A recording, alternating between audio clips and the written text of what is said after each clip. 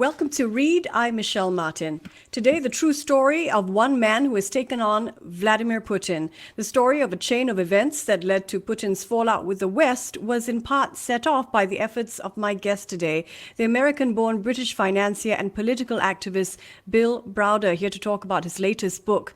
Bill is the CEO and co-founder of Hermitage Capital Management, the investment advisor to the Hermitage Fund, which at one time was the largest foreign portfolio investor in Russia. He spent a portion of his career as an investor in Russia and with his associate, tax lawyer Sergei Magnitsky, discovered corruption amongst Russian oligarchs in the early 2000s and the plot to extort $230 million worth of Russian tax money. As a result of his very public opposition, Browder was expelled from Russia and Magnitsky was imprisoned and eventually killed in detention in a jail in Moscow back in 2009. In 2012, Browder was able to get the Magnitsky Act passed in the US, which is able to freeze the assets of targeted individuals. And despite death threats and retaliation from Moscow, he's made it his life's mission to wage a war exposing corruption. His book is Freezing Order. It's explosive and reveals astonishing details in a page-turner of an expose. Bill Browder, it's such a pleasure to speak with you. Thank you for being here. Thanks for having me on. So you've said that you hope that your friend and tax lawyer who was killed as proxy for you, Sergei Magnitsky's death, becomes a meaningful legacy that saves life. Your first book, Red Notice, is about the investigation into what happened to the $230 million that he was killed over. How does this book continue your mission? Well, we wanted to know then who got that $230 million, where it went in the world, and to make sure that the people who received that money couldn't enjoy it, that the money was frozen and taken away from them.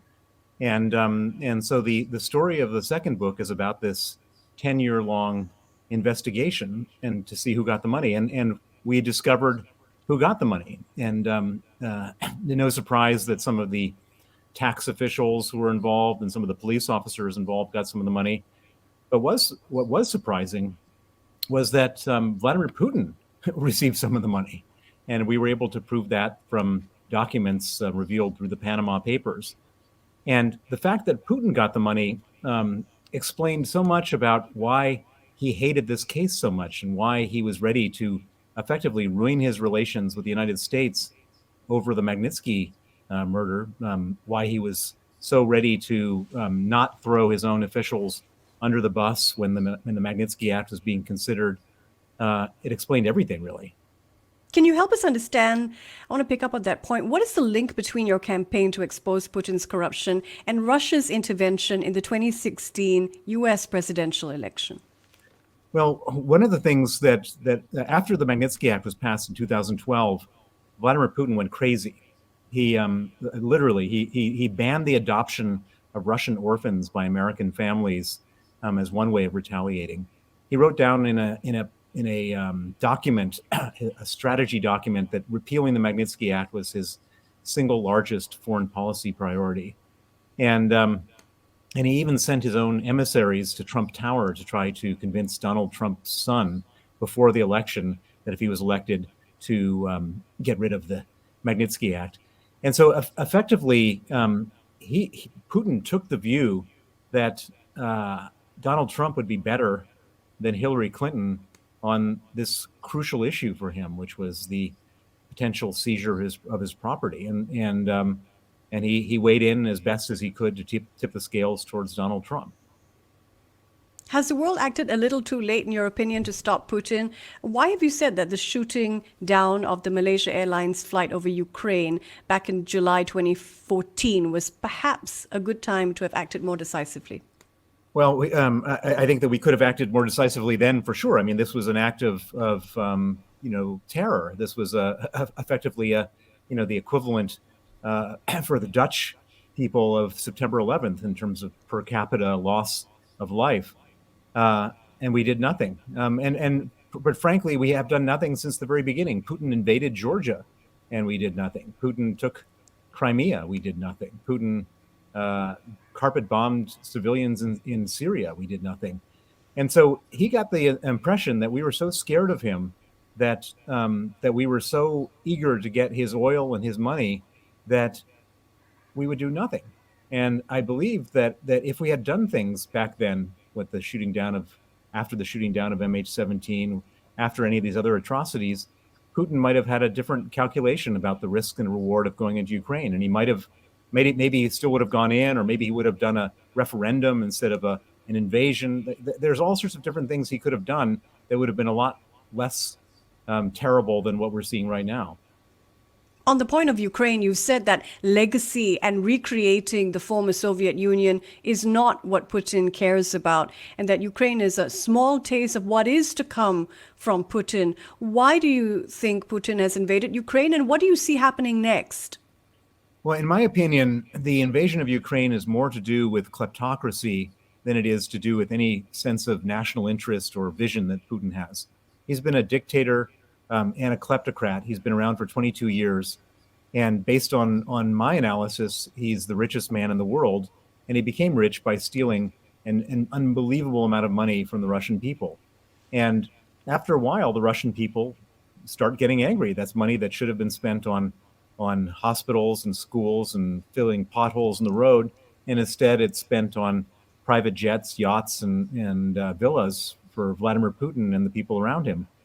And so I think that Vladimir Putin was getting to the point where he thought that anything could set the people off, that it was a very brittle situation. And he was terrified that the Russian people would rise up against him. And he did what any good dictator does in a situation like this. He started a war.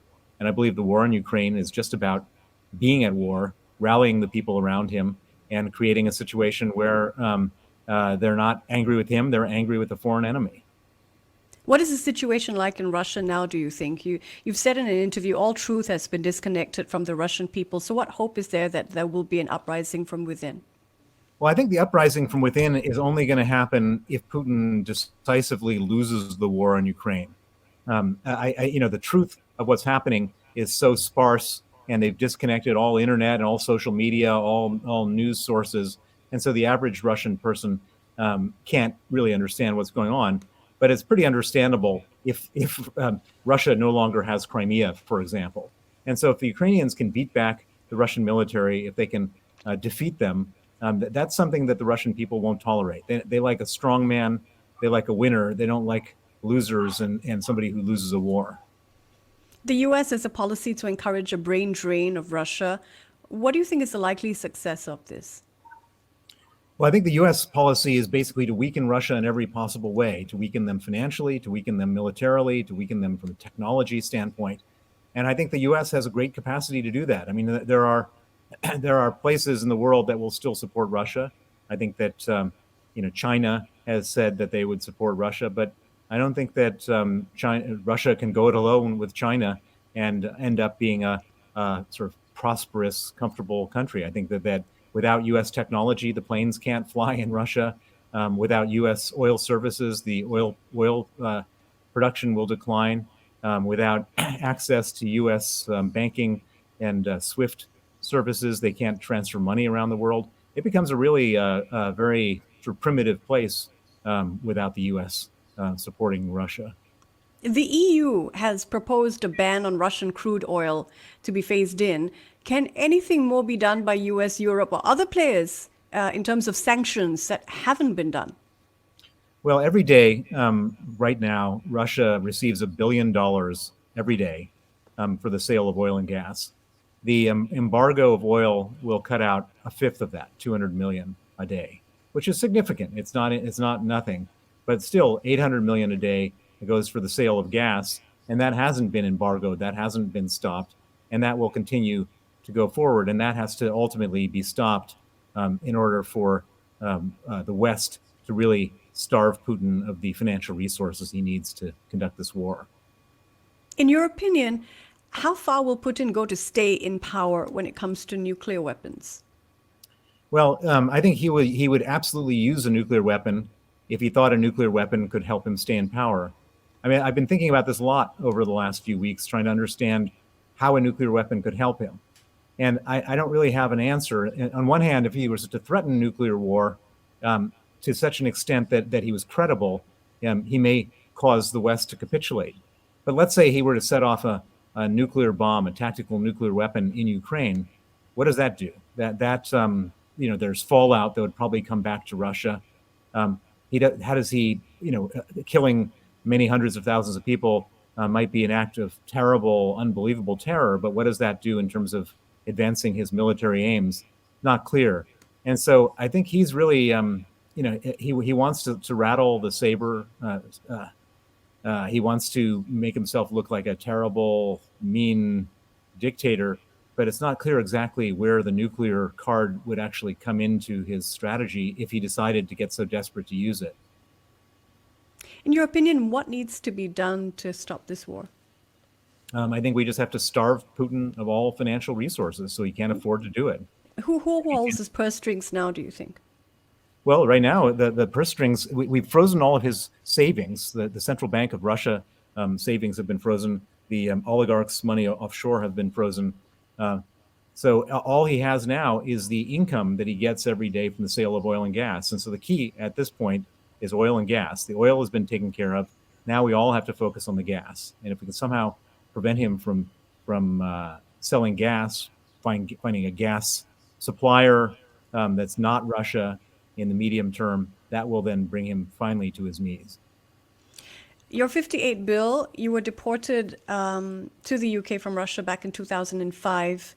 And the book, in fact, starts with you facing a kidnapping attempt in Spain, one of several on your life. Why do you continue to speak out against Putin? Well, it's not just against Putin, it's against his whole regime. And the reason I speak out is because these people killed my lawyer, Sergei Magnitsky. Sergei died when he was 37 years old.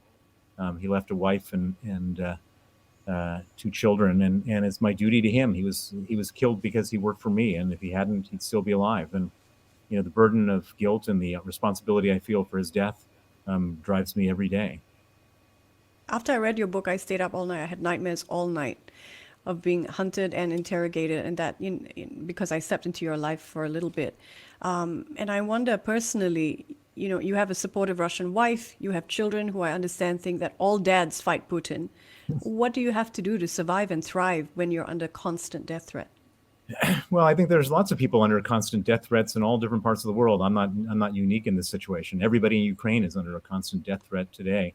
You learn how to survive under the circumstances. You figure out what your coping mechanisms are. And for me, the coping mechanism is to get justice. I feel like I have a really important mission, which is to make sure that the people who committed this terrible atrocity against somebody who's close to me pay a price. And that drives me more than whatever fear they try to create. And I won't back down. I'm not going to be swayed by their threats, and I haven't been, and I will continue to not be. In the first chapter of your book, you describe being kidnapped in Spain and the role that Twitter played. You sent a tweet out, took a photo of your the assailants, and you sent a tweet out from the back of the car. Given what we know about Twitter being run by Musk, do you think Twitter should remain a public company? It's not clear to me that being a public company has any relevance to whether Twitter is functional or not. I think the main problem with Twitter is that many of the accounts on Twitter are not people. There are just propaganda bots from dictatorships and so on.